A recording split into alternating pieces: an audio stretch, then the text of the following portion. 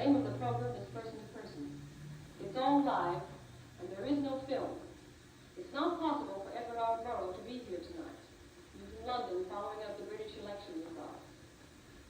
Ed asked me to help escort you to a home in Independence, Missouri that I know very well. I was born there. And our guests tonight will be two persons of whom I'm very fond. My mother and father, Mr. and Mrs. Harry S. Truman. You'll be ready in 20 seconds.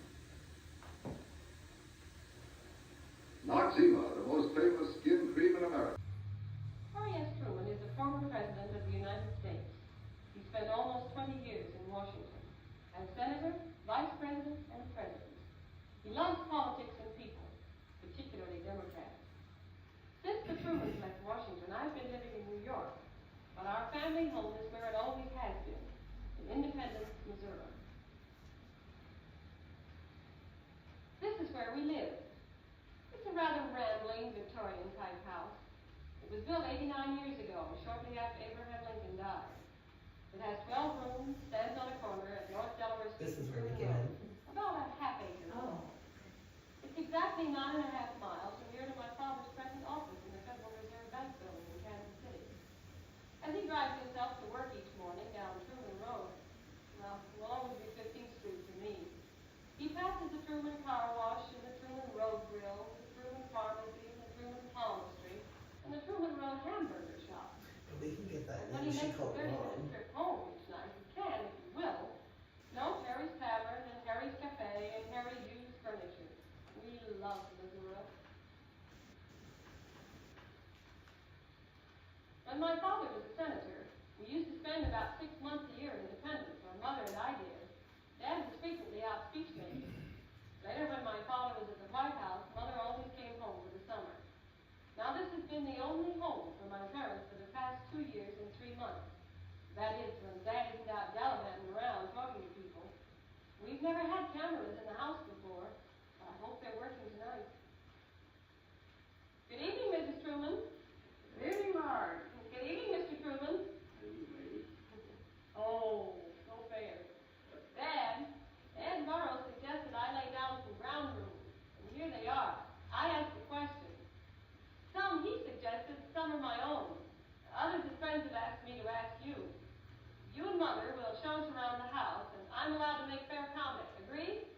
That's all right with me. All right. Mother? Oh, absolutely. Say, is it cool on the back porch tonight? Real cool after a real hard storm. Yeah, I heard about that. Say, I'm allowed to make fair comment. Agree? That's all right with me. All right. Mother?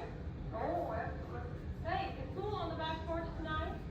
Real cool after a real hard storm. Yeah, I heard about that.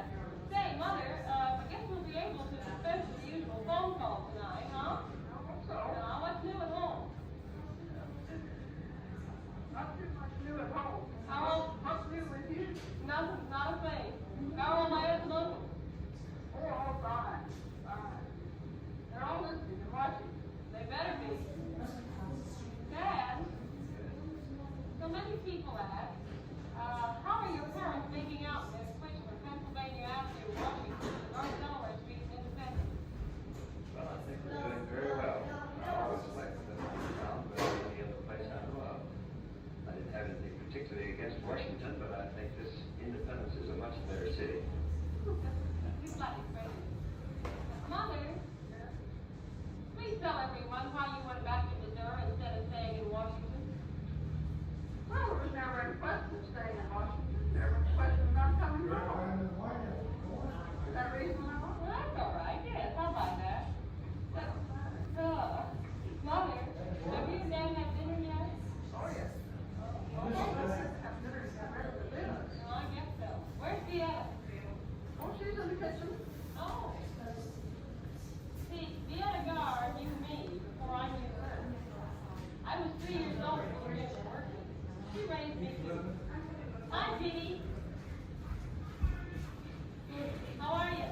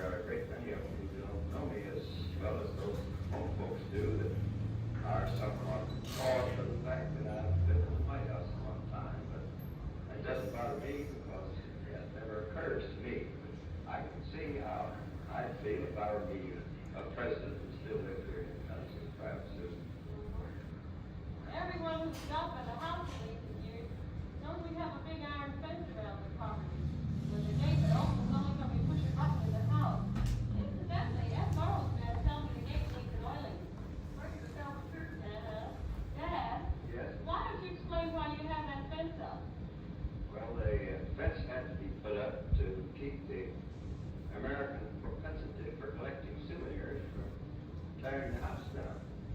I was told by Bess when Herbert Hoover went to Washington as president, they took the doorknobs off his house and almost tore the house down before they placed the guard there to prevent it.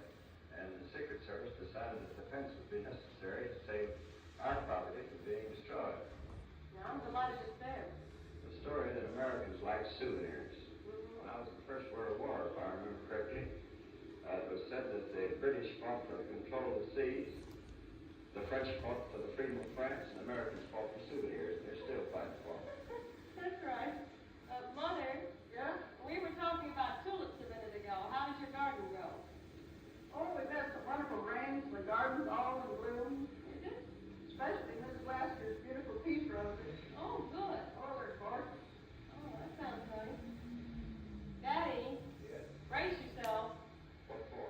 I'm frequently asked what kind of work, manual work that is, you do around the house. Oh, I do an immense amount of it from a rocking chair.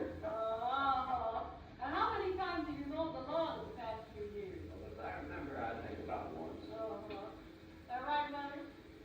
I don't remember the one. That's what I thought. Dad, you used to tell reporters that the White House was in jail. You feel free now? Well, substantially so, practically as free as I expect ever I will be. It's most, for some reason or other, I don't suppose we will ever be as free as we would have been if we hadn't lived in the White House. Well, I think that sounds logical. Mother, Yeah? for years we had Secret Service men around us. At least Dad and I did. You miss Washington? Oh, yes, I miss Washington. I miss Washington a lot. I love it there. But I'm completely happy at home. Of course, the Secret Service men didn't bother me as much as they did you and Dad. Well, I remember you lost them. Yes, I did. Three in the gate. That's what I thought. Mother, Yeah. would you and Dad show us the living room, please? Yes, be glad to. All right.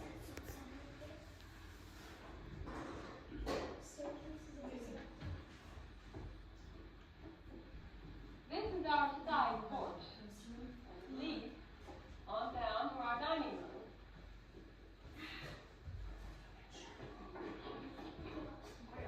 We usually have our meals here. No kibitzing, Mother. No kibitzing. No kibitzing.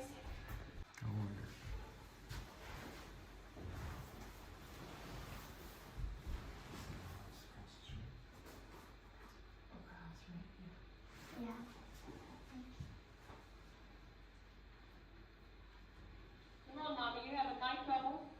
Yeah, no, I'm having heart trouble. Well, first off, let's show everyone the portrait of Dad that you like so much. Yes, yes. And as we know, that's yours, right? 69. No library, no museum. Ever get it? All right, Dad. While we're at it, let's show the painting of your daughter and get it over with.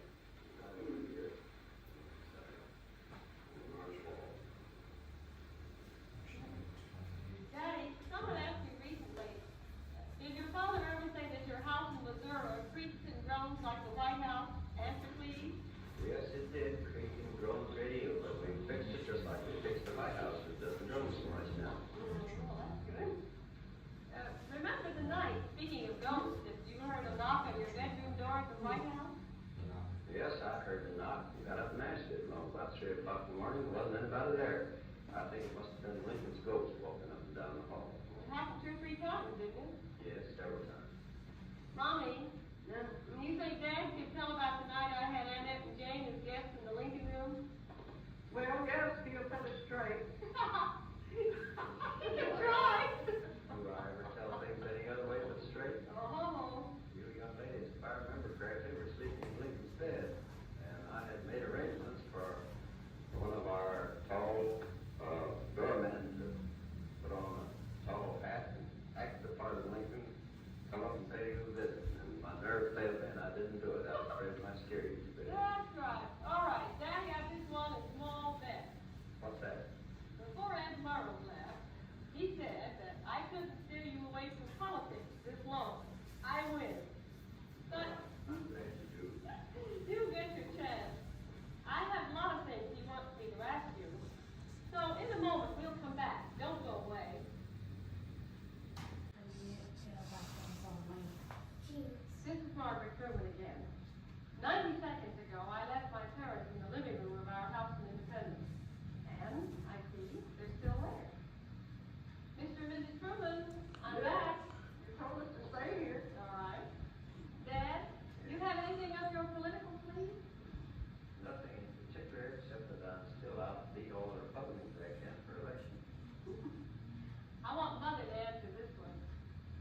Have you been making sure that Dad's been taking things real easy since he left Washington? Oh, that's a laugh. The piles of mail and many visitors. It's a little difficult. Yeah, so I hear. Doing my best. Dad, so many people want to know what you do to relax, and as much as you don't fish, hunt, or play golf. My only relaxation is to work, and I never have known that anybody would be injured by too much hard work. The lack of it kills people. Well, now I think I'll ask you to show us the way to the parlor, the music room. Got past that? Here's the telephone.